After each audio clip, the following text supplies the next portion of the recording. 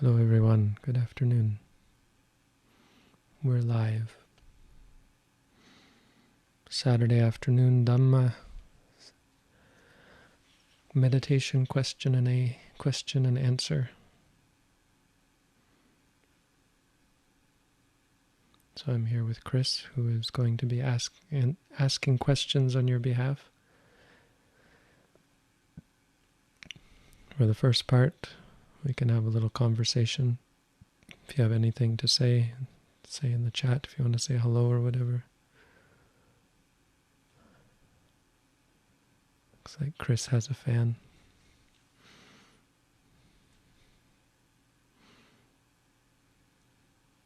I don't know what to do with all this fame.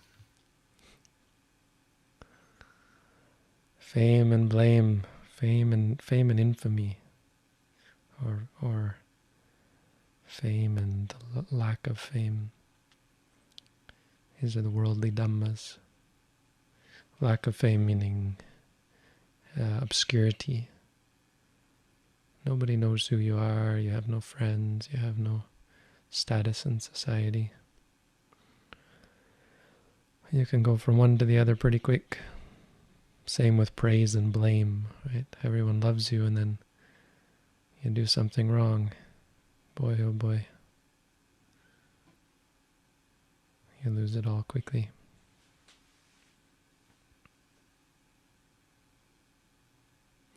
So this morning we were studying Majjhima Nikaya number 21, which everyone I think agrees is a very important sutta.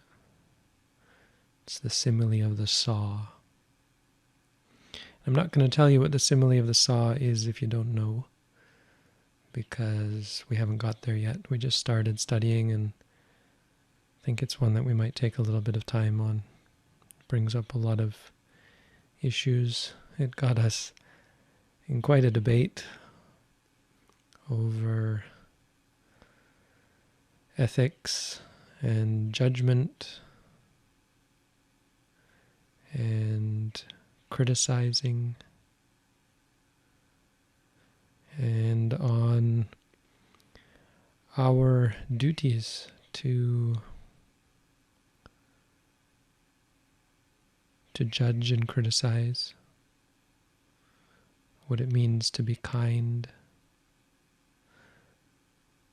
what does it mean to be kind?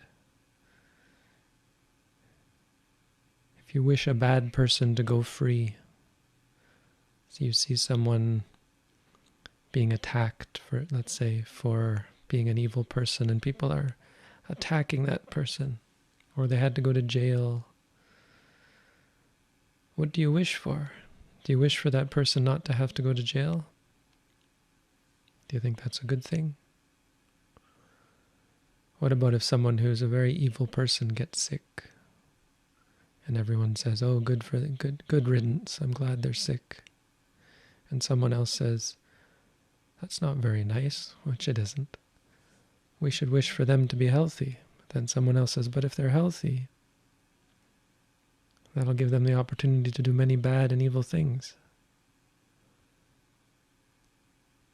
And someone pointed out to us that when you're practicing kindness, that's not what kindness means.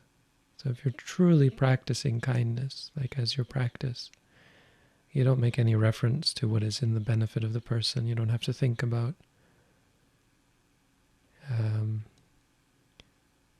what will actually be good for them. You just wish for that to come to them. You wish for good to come to them. May they be free from suffering, because it's more about your attitude towards the person, right? But it's an interesting thing. It's an interesting question. And it brought up an interesting point that sometimes the best thing for people is to suffer. Not because suffering is intrinsically beneficial, but because practically speaking, suffering can often lead to growth. I mean, it doesn't directly, obviously, and sometimes it actually makes people bitter, depressed, suicidal, etc.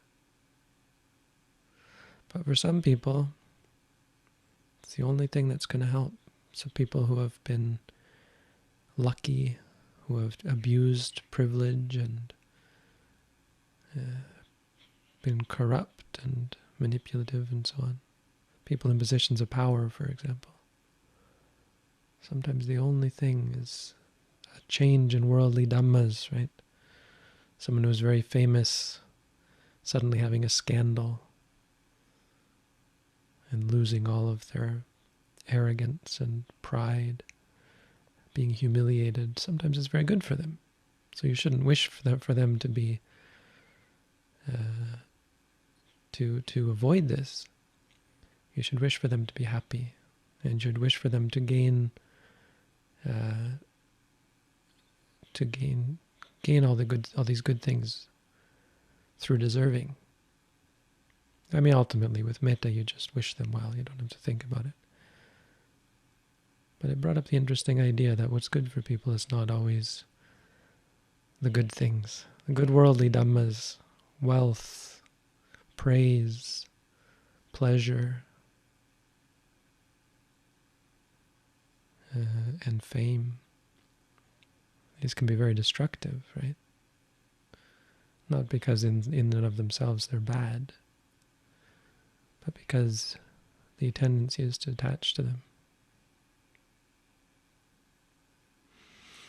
So I was thinking about this, and part of what we were talking about was in relation to certain worldly events that shall remain nameless. Worldly events that cause a great divide of opinion, cause people to take sides, like a sports game or a war or something, you know.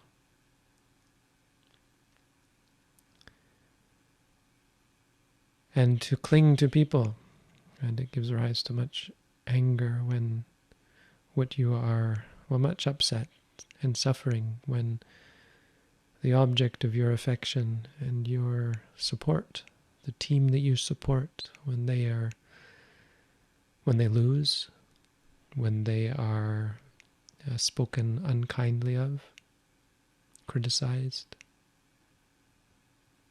And it's funny, it was interesting because that kind of came up in our discussion, and that's exactly what the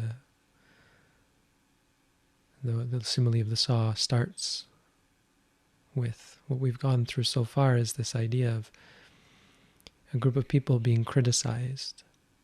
And when they were criticized, one monk got very angry and attacked the monks who were criticizing these people because they were his friends.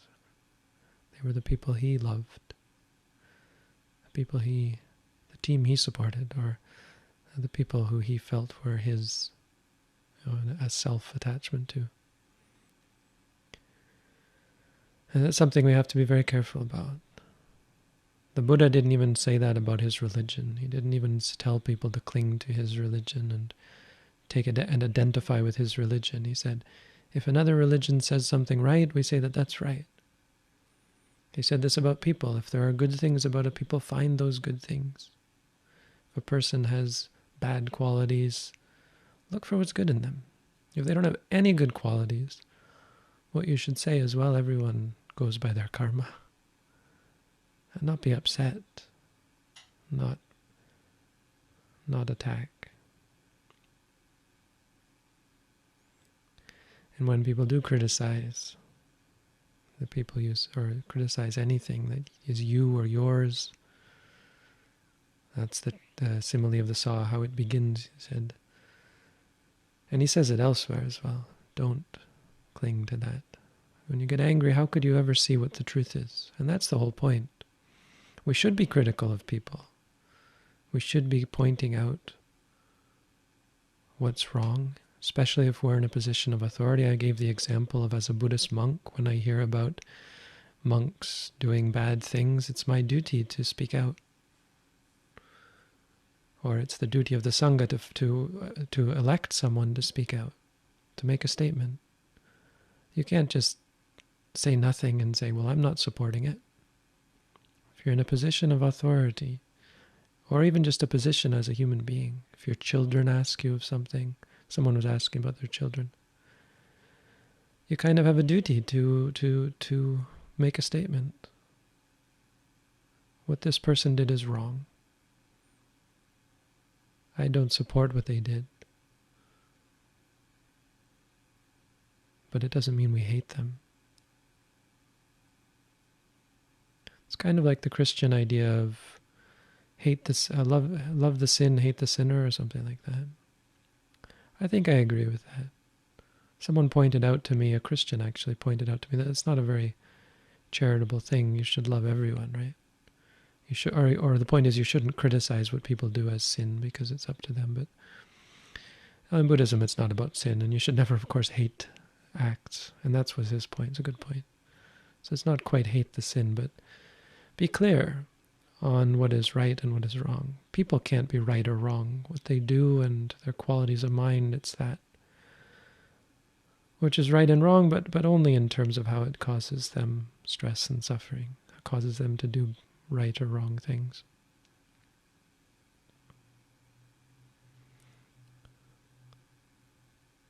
So in these times when the world is divided, there's only one division that we should look at, and it's not political parties, it's not nations, it's not cultures, it's not religions.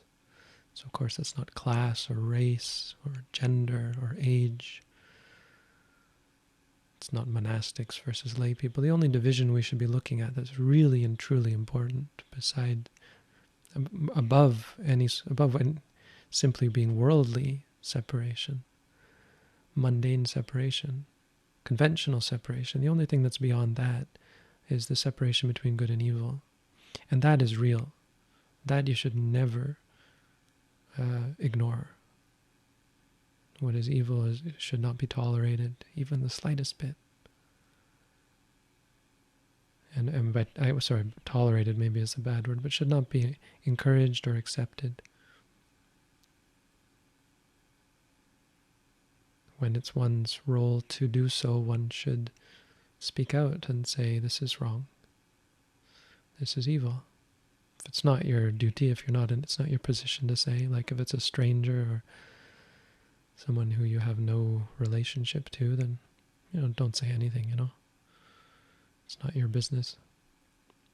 But if your children ask you something about some famous person, you do have a duty to your children. And as a teacher, the Buddha had duty to his students, and so he would talk when they asked him about Devadatta. He said very strict things about Devadatta. The Buddha said bad things about people. It's not necessarily wrong. You just have to be sure you're right. You have to be like the Buddha who knew. And most of us are not like that. Mostly we're not like that. Most important, what I'm trying to get at is let's not take sides. We should not take sides just because even if we see bad things, don't let that be a taking of a side beyond just taking a stance against that thing. If a monk does something terrible, like abuses a novice, a young monk or something,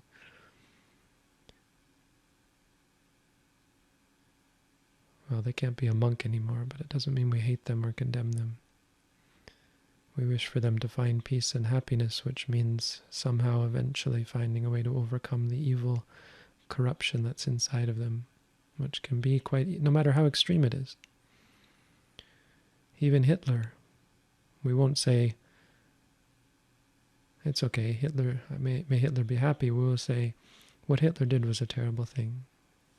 From what we understand, the things he did were many terrible things, and he had many terrible ideas. And we hope that eventually, wherever he is now, he can overcome those wrong views and wrong thoughts, cruel intentions, and so on, and become free from suffering. Those two things are not incompatible, but you have to specify them. We don't support Hitler. We support him overcoming who he is, his bad habits, which seem to be many. or whoever Hitler is now, probably in a very bad state, one would think. All right, just some thoughts. What I actually wanted to say, why I really wanted to bring this up, is because I wanted to encourage people. This is a good time to join our study group if you're interested. It's on our Discord. And it's always an interesting time. Well, sometimes more interesting than others, but today it was quite interesting. And it might be somewhat a test sometimes of our wholesomeness. Sometimes we get caught up in unwholesomeness just like anyone, and we're not perfect, but it is interesting. We just started the simile of the saw, so if you want to find out what the simile of the saw is, no better way than to join a study group. You can probably find out information on our website about that. All right, on that note, I'm ready to answer questions if Chris is ready. Let's begin. Is metta practice worldly and therefore not useful for ultimate insight? Well, things that are worldly are all useful for insight. Insight itself is worldly in the sense of being mundane. Now, if you mean worldly in the sense of unrelated to spiritual development, maybe that's what you mean, and in that case, yeah, it wouldn't be. So is metta practice worldly? No, metta practice is very spiritual. Let's put it this way.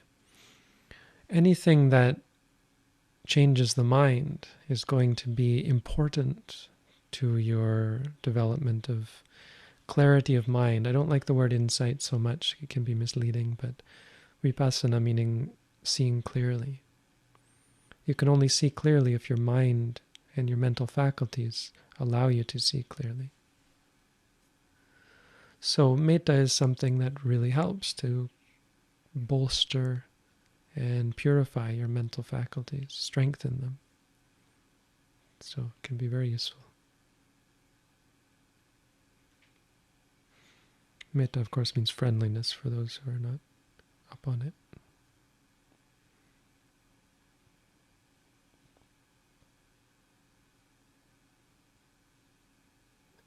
How does one keep the human monkey brain from bringing them back to society?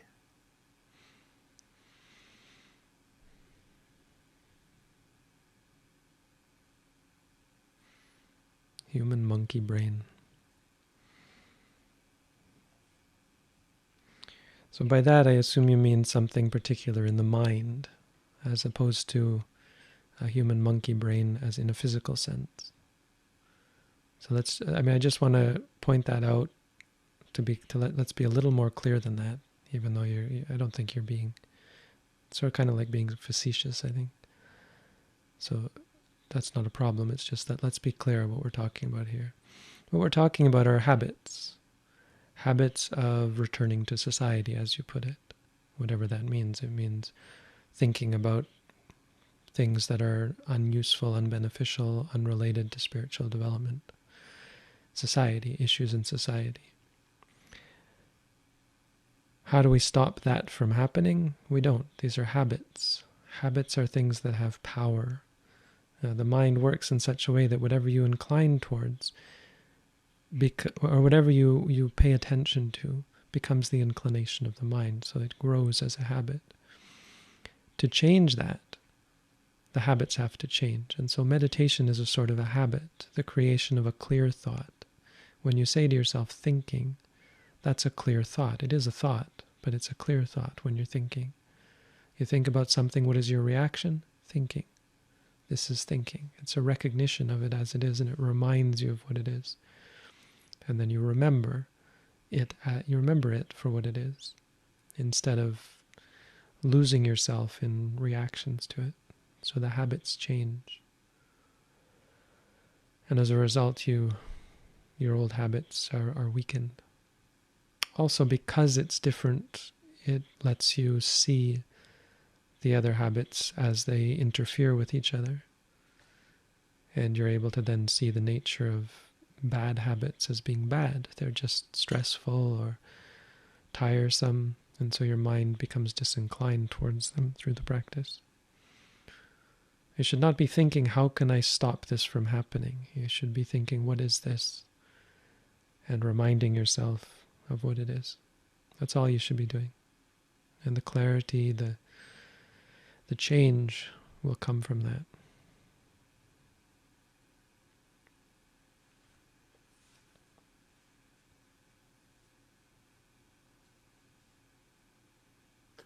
What are your thoughts on guided meditations? My meditation teacher says to start with guided meditations as it'll improve concentration, then to move on to unguided after a few months of daily practice. I don't think that's necessary. Maybe for that type of meditation, not for this type of meditation. So you're coming to ask me, and in this tradition, guided meditation isn't really looked upon as very important. If you haven't read the booklet, go ahead and read that if you're interested in this technique. I mean, this Q&A is about our tradition, so if you're not interested in it, that's fine. But that's the only answer you're going to get, is consider reading the booklet, try it out, and you really shouldn't need to be guided through it. What is useful is to have meetings with the teacher. So what we also offer is an at-home meditation course. So if you're interested in that, you could sign up for that. And then we meet once a week, and that's the guidance that you get. And that's enough.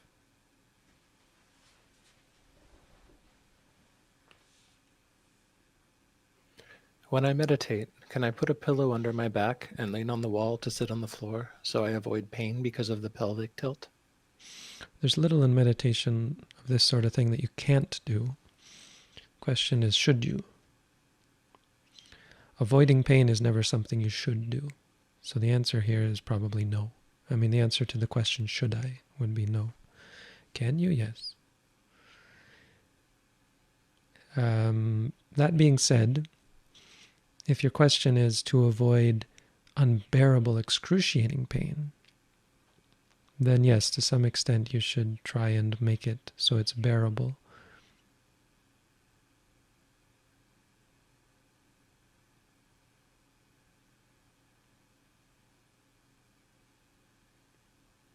How do we know if we're becoming complacent in our meditation practice? Wait, Chris.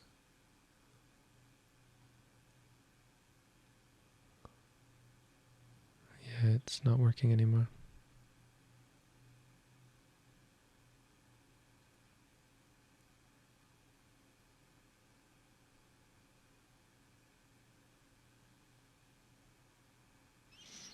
I don't know what the issue is.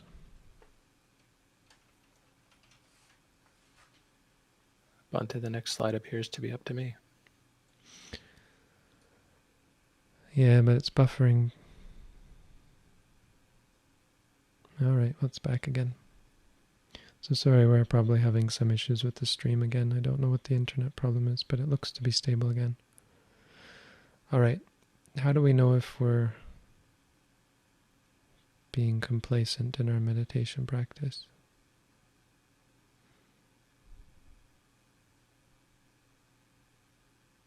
I don't know that you would know. I think if you're complacent, that's maybe not a fair answer. I'm not quite confident in this question. I think the answer that if you're going to ask that question is just don't be complacent. It's not a matter of doing everything right and then realizing, oh, I'm doing it, but I'm being complacent somehow. If you're being complacent, you're probably not doing it. So what should I do when I'm or what should I do to avoid being complacent is simply just do the practice. You don't really have to look at it as looking for a sign that you wouldn't know that you're being complacent. The answer, I think, is, are you meditating or are you not? Are you using the technique or are you not? Because if you are, you're being appamada, you're not being negligent, you're not being complacent. If you're being complacent, you wouldn't be able to know that you were being complacent. It's only when you stop being complacent that you ask this question and that you do something about it, which is just to not be... It's not like there's some particular quality of the practice. When you're doing the practice, that's not being complacent.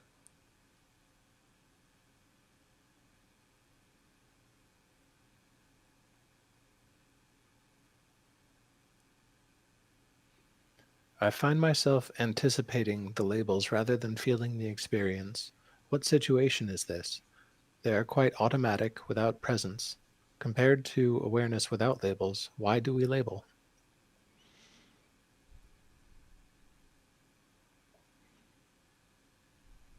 I mean, these are kind of judgments and interpretations of what you're experiencing. So let's parse this out. Anticipating the labels. I don't quite understand what that means, but perhaps there's some emotion before you label, like some confusion or uncertainty about how to label. But if there actually is anticipation, then you should just note that, anticipating. And that might seem counterintuitive. I'm asking you to do what you can't do or something.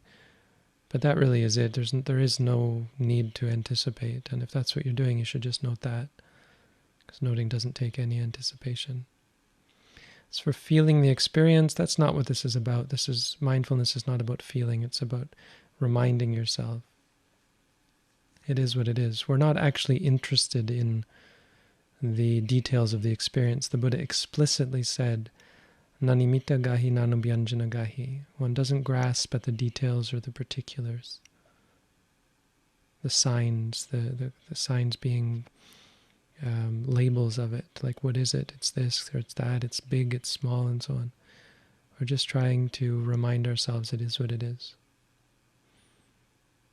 If they're automatic, I mean, one way that might be a problem is if it's not in response to an experience at all. Sometimes when you're walking, for example, you might say stepping right even before you start moving the foot, and that would be anticipating the movement. That would be automatic. Or you just say stepping right, stepping left, and you're not even clear about what's going on with the feet. That's not the idea. The idea is when you feel the foot start to move, you start to note. When you experience pain, the noting is in response to the feeling of the pain. When you think, you remind yourself thinking because you're thinking. Awareness without labels is just awareness. Awareness is not special. This is about cultivating clear awareness, an awareness that is objective. And that's what the idea of the noting is, to straighten the mind out so that you don't react, so that you don't have any extraneous thoughts or even interest in the details of the experience. Seeing is just seeing, hearing is just hearing. The Buddha said this, ditte dittamatang bhavisati, let seeing just be seeing. Another thing that happens is things disappear very quickly when you note them, so it feels like sometimes it's not doing anything. You note, and well, what was the point of that? It's gone. That actually is the point, because ultimately that's what you, at the very highest level, that's what you need to see, is that everything just arises and ceases. When you get to the point that you can see everything as merely an experience that arises and ceases, you've come to the top, and you'll feel it. You'll feel completely at peace, with no reactions, no judgment, and no suffering. When you're at the top of the world, you have complete and perfect equanimity. And that's what allows you to let go.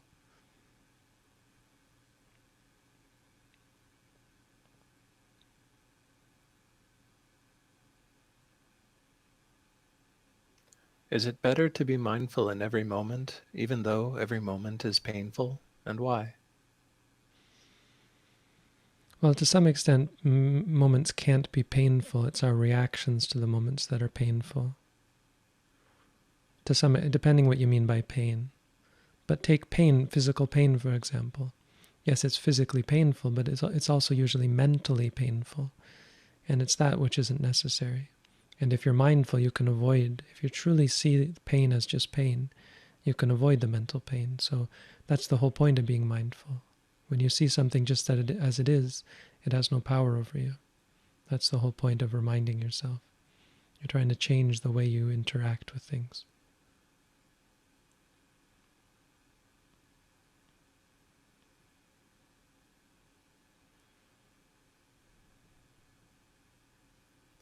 How can we determine what might be inconsequential in meditation?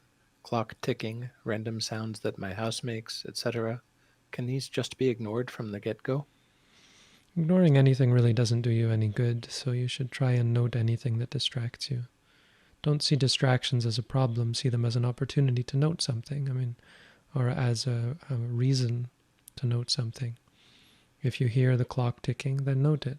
Take that as your object. It's not any less an object than the rising and the falling. And it's especially interesting that you were distracted by it. So note hearing. Hearing if you like or dislike the fact that you were distracted, or you like or dislike the distraction. You should note that as well. If after a long time the thing doesn't go away, like ambient sounds, then yeah, you can just ignore them. But it should be after your mind has sort of stayed with it and is not really interested in it anymore, because likely then it's less inclined to go back to it later.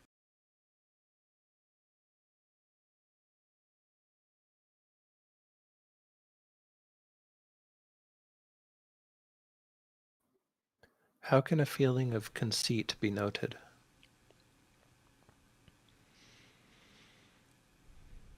It can be noted like thinking or, well, feeling, I guess, if it appears to you as a feeling. One thing about conceit and other delusion-based states is that you don't have to so much note them as you do have to prevent them, because when you're seeing clearly, they don't arise. So you can note it, even just knowing when you know that you were being conceited, feeling if it's kind of a feeling to you. But ultimately, it's just about noting everything, and as you note things, you're going to start to see them not as me or mine, but as things that arise and cease, that have no quality of being possessed or being identifiable or proper to be identified with.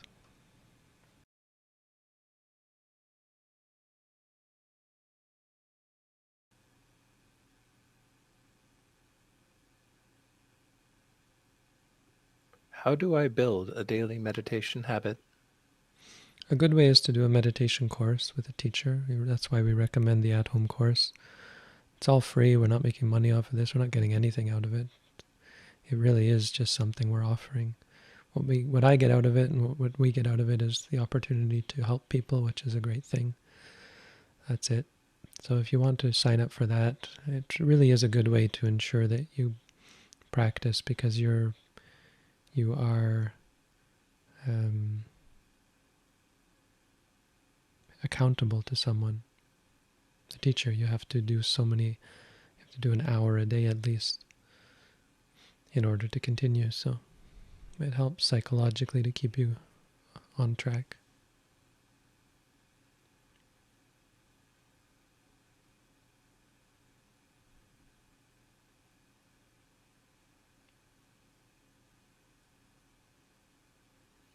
Do you have any practical advice for getting out of a rut where your mindfulness just isn't there and feels far away? Sometimes it feels like I have to struggle a lot before getting over the hump.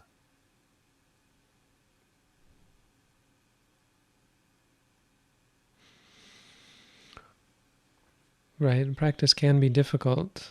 I guess the best thing I can say is don't be discouraged when it's difficult. Don't have a sense that it should be easy.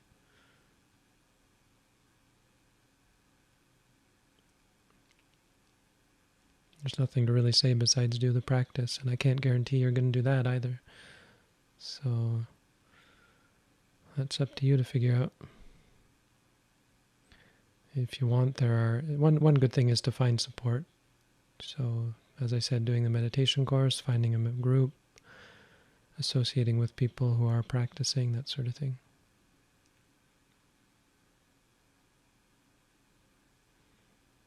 The only way to get out of the rut is to actually be mindful, because it's not something you're either in or out of. It's something you do every moment. So if right now, after asking this question, you're mindful just for a moment, and well, you're not in a rut in that moment. I guess I'd say it's kind of an illusion to think that you could be in a rut. It's just a concept.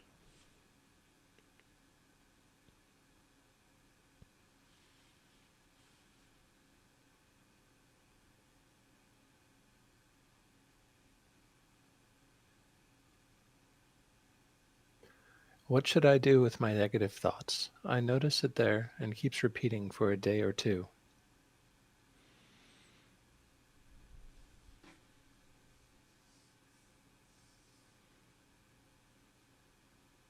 I don't know, have you read our booklet on how to meditate? That might be a good place to start. It sounds like you may not have. If you have, try to practice according to it. If you're interested, you could do the at-home course. There's links to these. I'll keep mentioning, but there's links to them in the description.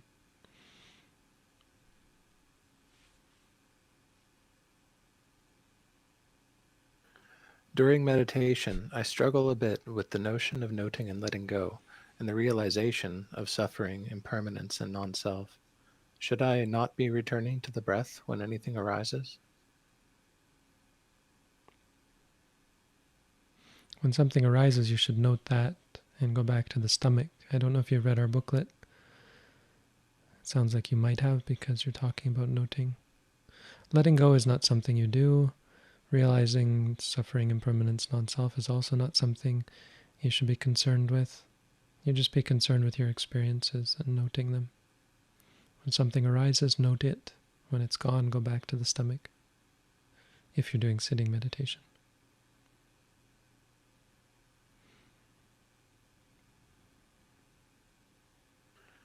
Could the practice be as a side effect beneficial for the work?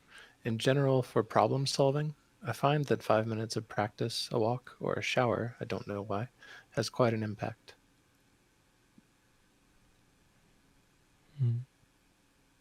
Well, I don't know about a walk or a shower. I'm sure that they could be supportive. I think 5 minutes of practice is probably more powerful. Though, a walk or a shower is about changing your mind state, getting you out of a rut, so to speak. So it refreshes you. Sometimes changing our state of mind can be very useful. Changing the postures, cleansing the body can be a good thing, gives sort of a refresh. I mean, that's just worldly stuff. Can the practice be beneficial to worldly things? Of course. Do you use the mind in worldly things? Of course. So a better state of mind is definitely going to help your worldly life. It will help with relationships. It will help with work, study.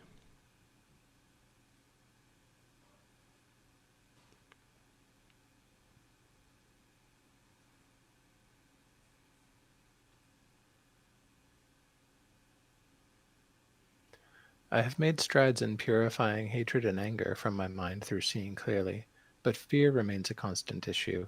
Fear and anxiety is always too strong for noting or anything else to help it. May I ask your advice?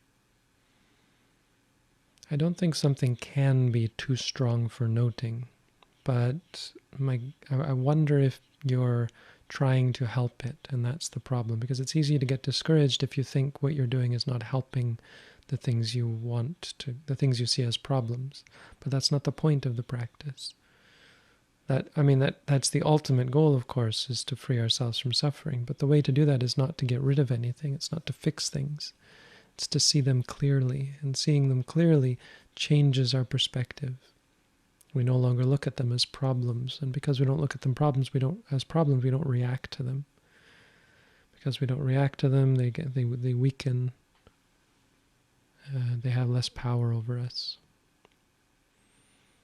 So do note fear, afraid, or anxious. Note the physical consequences, the physical symptoms of those things, those emotions. Feeling. But don't expect for any of it to go away. That's crucial, to not expect for any of it to go away. That's what we mean by non-self. When you hear this concept, you're going to see that you can't make them go away. And you'll want them to go away, and you'll try to make them go away, and you'll see it's not working. So you'll get discouraged. But seeing that and seeing that again and again is a way of changing your perspective so that you start to understand that this isn't about control. Reality doesn't let you control things that you've created. They take on a life of their own. So we call them habits. By that we mean they have a power and a life of their own, and they're going to come back no matter what you try to do. The only way to change that is to change your habits and to slowly change your perspective so that you start reacting in different ways. And where you'd normally get afraid, you to see more clearly, and so you get less afraid or don't get afraid at all.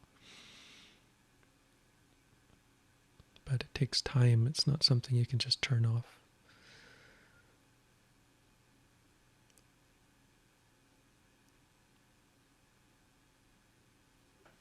Can someone join the meditation at home course without being Buddhist? Yep. Well, you have to keep the 5 precepts. So that's kind of Buddhist. But that's just rules of ethics. They're in the end of the booklet, so you can read about that. And you have to follow the teachings in the Buddhist, which are Buddhist, so... But no, you don't have to be Buddhist beyond that. A problem might come if you're something else. Like if you have belief in things that are antithetical to the practice. Like if you believe killing is okay or something. If you believe there's some good to be done by lying or cheating or something. Where you don't think anger is a problem or greed or attachment. Or if you believe that freedom from suffering comes from something outside of the practice, that can be problematic. So you might have to leave your other beliefs at the door. If you don't want to abandon them entirely, that's fine, but just put them aside. And the idea is that the meditation will help you see whether your beliefs are in line with reality, so you can choose to keep them or not based on more informed mind states.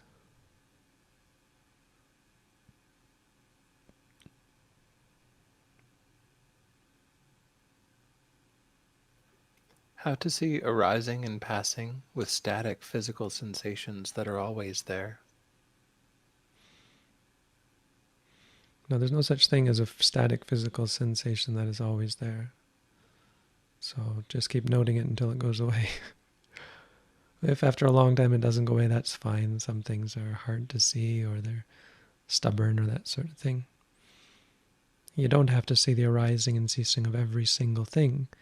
You just have to see it enough so that you get it. Eventually your mind gets it and realizes that's just the nature of things. So I guess the simple answer is don't worry about it. That's not necessary. But if after a while it doesn't go away, just ignore it. But any kind of belief you might have that something is always there or something is static, you got to let go of that belief. It's just kind of silly because feelings are a part of experience. And so when you're not experiencing those feelings, they're not actually there. Now that might be hard to see in the beginning, but eventually you're going to see that actually they disappear when you stop experiencing them. The body doesn't actually exist. There's only the experiences of the feelings which arises and ceases.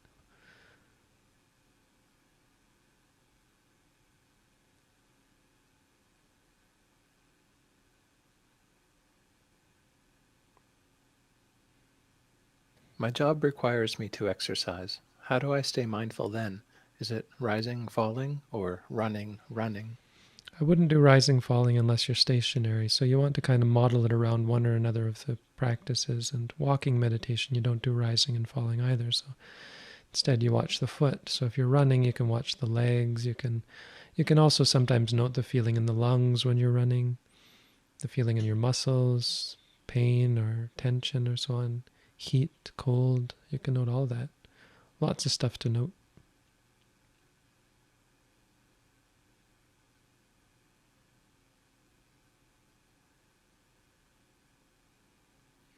What should I do about physical symptoms of anxiety? I hear advice about focusing on the symptoms, and I also have thoughts that run wild. So which should I focus on? It doesn't matter which you focus on, like categorically, or I don't know what the word is. All things being equal, it doesn't matter. But the criteria for deciding is which one is clearest. And it doesn't matter if you can't figure that out exactly. Whatever immediately catches you, just note that. Don't worry about it. It's not about catching everything. Again, it's about cultivating understanding that is general about reality. And that doesn't matter what you note. As long as you're noting something, you're starting to learn about reality, because these qualities that we're trying to understand are inherent in everything. I mean, mainly the quality of arising and ceasing. And so it doesn't matter if you don't see that in everything. When you see it in enough things, you understand it. And you start to see more clearly that that's just the nature of reality. So anxiety, symptoms, thoughts, whatever, any of them, All of them, whatever catches you, note that. Once it's gone, try and go back to the stomach if you're doing formal meditation. That just helps you focus better. But if you get distracted again, just note whatever distracts you.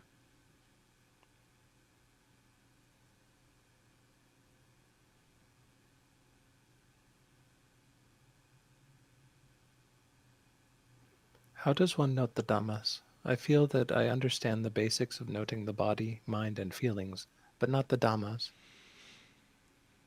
Well, if you've read the booklet, it explains that. Maybe not as clearly as it should, but you can try and get it out of the booklet. Basically, the hindrances and the senses are the main objects of noting there. The hindrances are liking, disliking, drowsiness, distraction, doubt. So those should be pretty straightforward how you would note that. And the other is the senses, seeing, hearing, smelling, tasting, feeling. You note those as well, and that's pretty straightforward.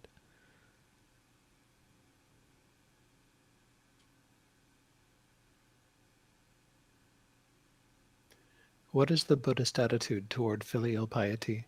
My sense of responsibility towards my parents is sometimes paralyzing.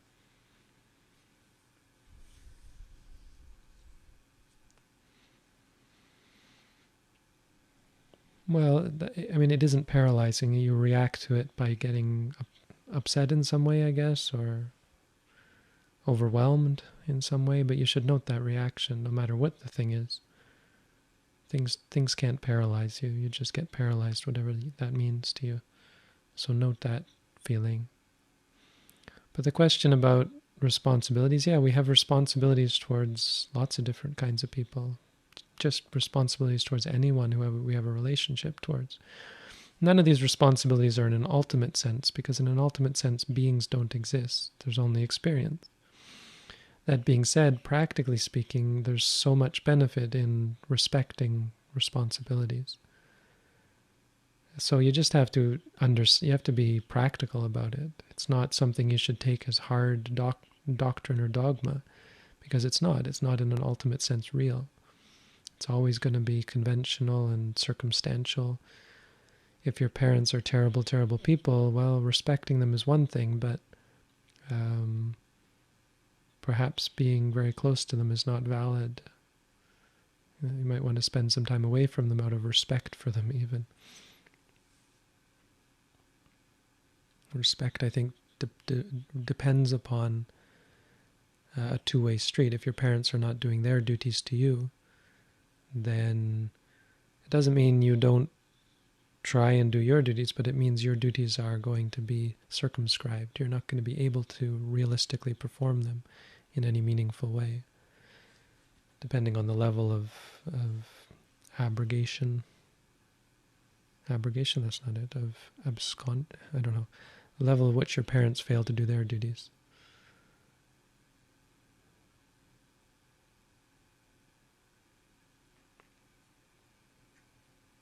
It's meant to be a source of goodness, a source of happiness, so don't think of it as a terrible, awful, scary thing. Think of it as an opportunity to pay back people who were good to you, if they were good to you. I mean, at the very least, your mother kept you in her womb, and they fed you and did something for you, so you can look at the good in them and try to see that even if they may have problems. Most people do.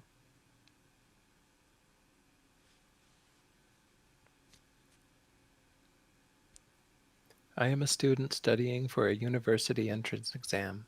What to do for better focus, better understanding, and less stress? Also, what is the right way to do meditation for an always excited person?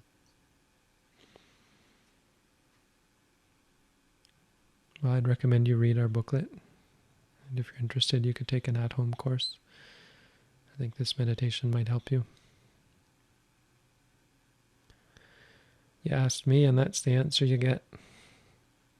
I'm not saying that everyone will give you the same answer, but that's what I have for you.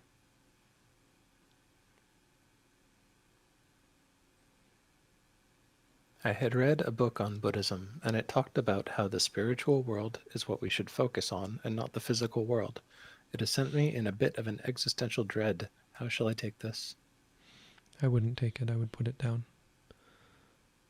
There's lots of different types of Buddhism, and there's lots of books on Buddhism, but that particular statement doesn't seem Doesn't seem useful to me. It's not what I teach, so pick up the booklet that I wrote.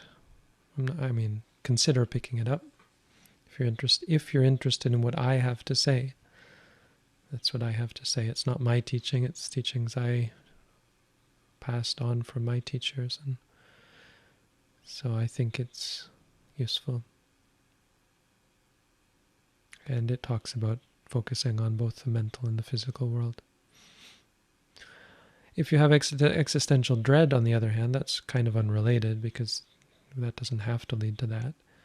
But the booklet also talks about how to deal with things like dread and fear.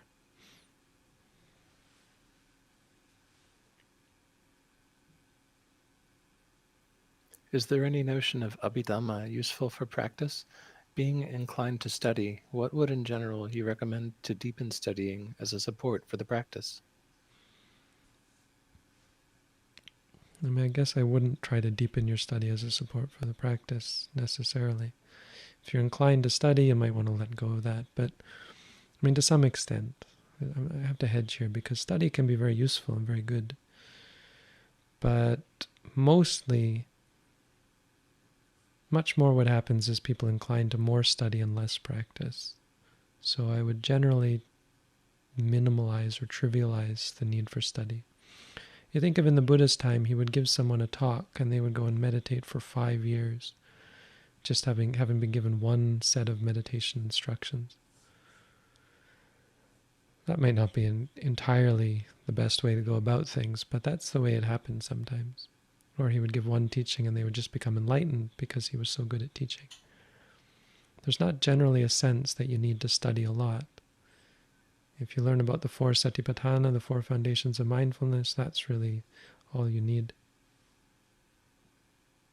So the only reason someone I would think should study is if they've done a lot of meditation and they're a long-term meditator and they've done courses in meditation.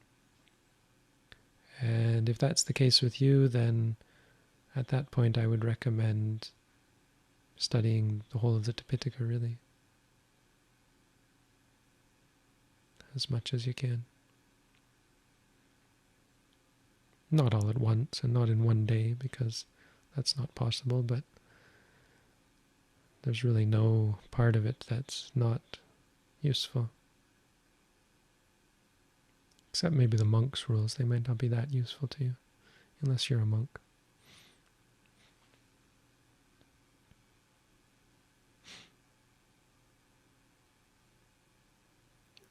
Realizations during meditation involve thought. If thought is to be noted and the mind returned to the rising and falling, how does realization develop?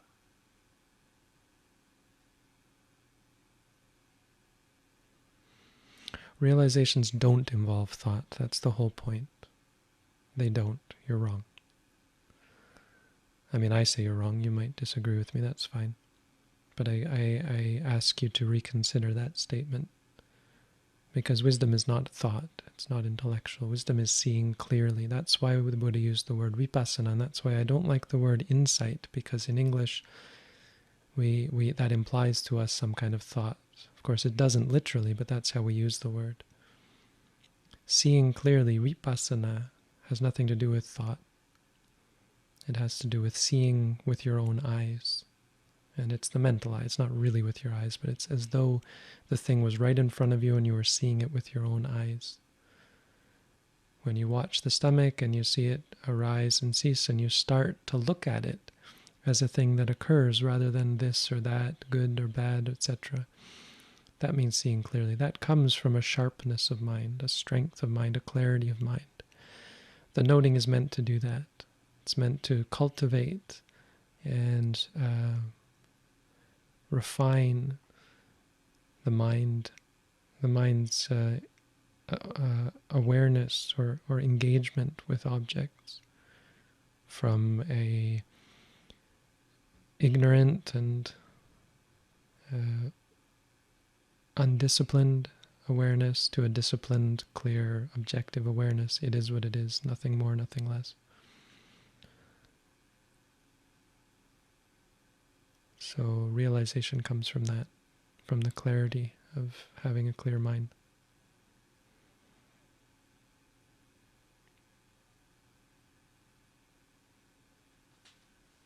I have anxiety, but I'm afraid to meditate because I believe that I have attention deficit disorder. Are there other ways to practice meditation or do better with anxiety? If you're afraid to meditate, you should note afraid, afraid. It really isn't a problem. So I encourage you to consider reading the booklet if you haven't yet. If reading is challenging, well, think of it as a challenge. I mean, for some people, I guess, it might be hard to read if you're very much ADHD. But try and work at it. And if you can get what's being said in the booklet, the hard part is understanding how, getting it through your head exactly what's being advised, and to go from words on a page to actual practice. That's a challenge for most people, I think. You can read something and understand it intellectually, but putting it into practice, that's a step you have to take. So be aware of that and figure out how to make that happen so you're actually doing it. But when you do it, then you would just say to yourself, afraid, afraid. And then you're already meditating. And you'll see it has a real effect on the fear. And if you're anxious, then you would note anxious, anxious. That's all there is to it. You don't have to meditate. You can already be meditating as soon as you do that. I don't think there's any better way to deal with anxiety that I know of.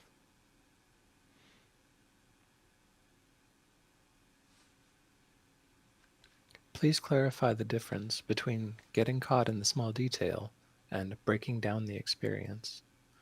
Developing the practice means breaking down the experience and not using blanket noting terms.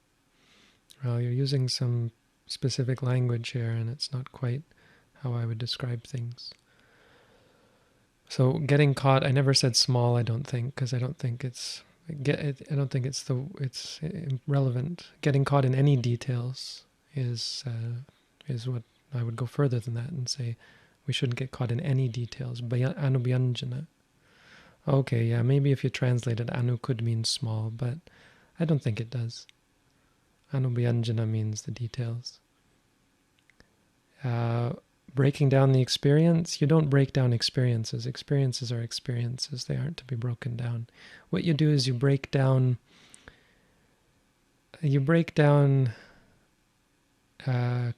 convention, you break down what we think of as the experience into the actual experiences. So the terms themselves aren't that important in doing that. Well, that's not fair. Okay, so a blanket noting term then, for example, would be something like, I can't think of it. I don't think noting terms are problematic in that way. Well, see, because what's really problematic is self. When you say, I am depressed, that's not a note. I mean, it is a mantra in itself. We say this, I am ADHD, I am depressed, I have anxiety problems. We can say, I am fat, I am useless, I am... we can say, I am smart, I am perfect, I am good, I am enlightened. All of that is the problem. So it's our conceptualizing of things related to self. It also has to do with our reactions to things in terms of good or bad. But there's really no word that you could use to describe an experience that would be problematic as long as it describes the experience. Things that don't describe experiences are things like cat. Like if you hear a cat meowing and you say cat, cat, it's not because that's a blanket term, it's because it's not accurate. You're not actually experiencing a cat. So I guess you could say it's a blanket in the sense that it involves both the sound and the recognition and maybe even a thought and an image of cat, which are different experiences, right? But that's, so you could call that a blanket term, but the bigger point is it's just not accurate. At no point are you experiencing a cat. You're experiencing sound, so that's hearing, thought, maybe even vision in your mind. You see the cat, or you see a cat. Seeing. Dikte diktamatang bhavisati. Let seeing just be seeing. There's no breaking that down. It is what it is. It's a thing that arises and ceases.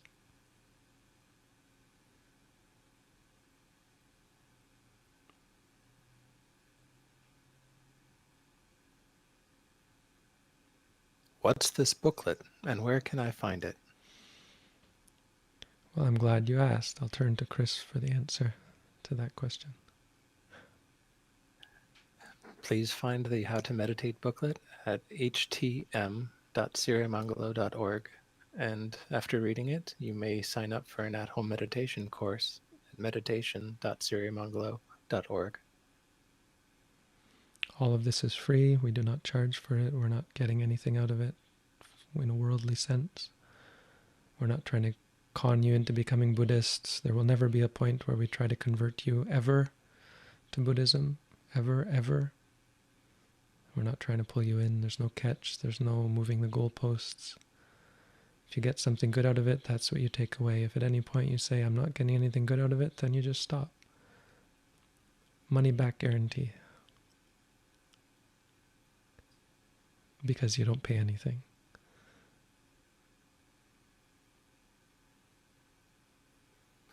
I would like to ask for some advice. I find that the sensations of breathing disappear. I focus on the abdomen. I feel severe anxiety. What should I do? Where to focus when the breath is gone? Well, note the anxiety. That's probably what's causing it to go away. That's fine. I mean, that's to be expected. You're going to see lots of things about yourself as you try to focus on something banal like the stomach. Your mind's going to rebel, and it's going to show you all your habits. That's the whole point. So, congratulations, you've started meditating. When you're anxious, just say to yourself, anxious, anxious. And begin to learn how to note all the different aspects of it. Because anxious is one part, but there's also the reactions in the body to the anxiety, like tension in the stomach and so on. Tense, tense. That's not anxiety, that's something different. You'll try to note that as well.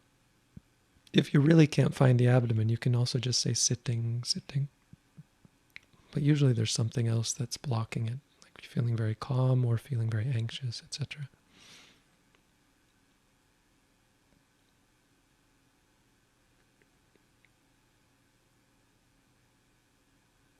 We've come to the end of the first tier of questions, Bhante.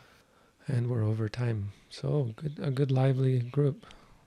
Thank you all for coming. Large group as well.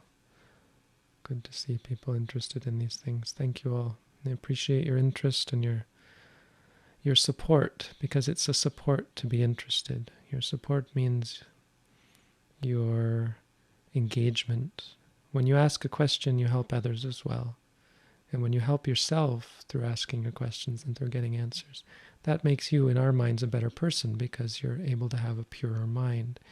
You know, I'm not trying to brainwash you by any means, but we have this belief that there are certain qualities of mind that are positive and beneficial, and it's our belief that that's what we're spreading. So if you think that too, then you can appreciate that what you get out of this is you become a better person. That's it. It's not a better Buddhist or anything like that. And if you're a better person, you make the world a better place. And so it's kind of like selfish, you know. We're doing this because we want to live in a better world. We're doing this because we want to be surrounded by good people. And we're doing this because by doing good, it purifies our minds.